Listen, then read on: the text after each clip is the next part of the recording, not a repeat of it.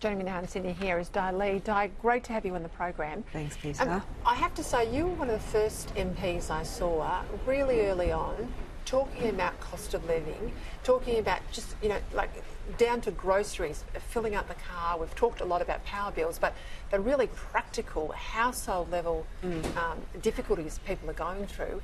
It's real for you. How do issues like, say, work from home factor for your seat?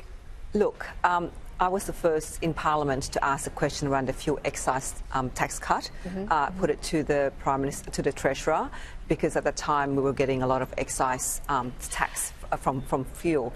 And I said, what were they going to do about it to assist with the cost of living? That was my first question, I remember, in Parliament. Nerve-wracking it was.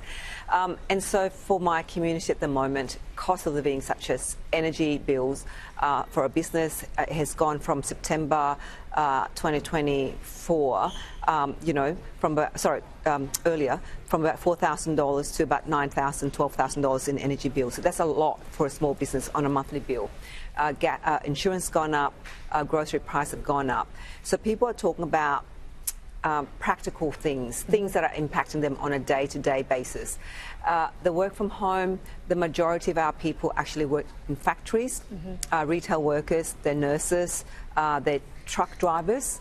They are the engine, I believe, of New South Wales. They are the economic engine of New South Wales. They don't have the luxury to work from home.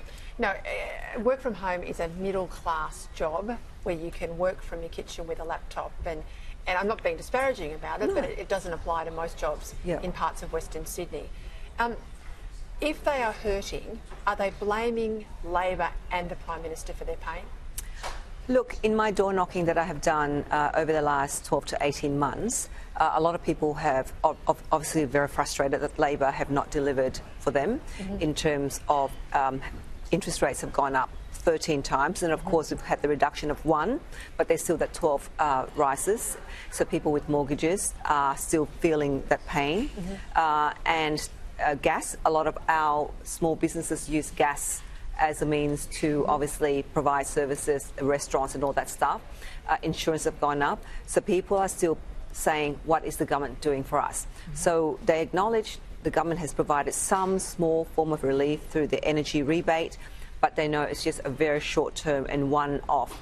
It's not a long-term solution to the pains that our community are currently feeling. Mums and dads, people driving cars, people owning 3 to 4 cars, having to take their kids to school, dropping their parents off to see a doctor, driving long distances to work and paying tolls along the way on top of paying expensive fuel.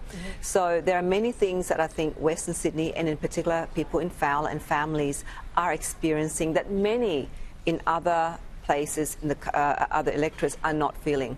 And they might be able to afford the rise in insurance, in energy bills, in other electorates, but in our community it's often choosing between heating up, especially winter around the corner, or feeding your family and putting food on the table, going to work, and making all of those balancing, trying to weigh up what's best for the families.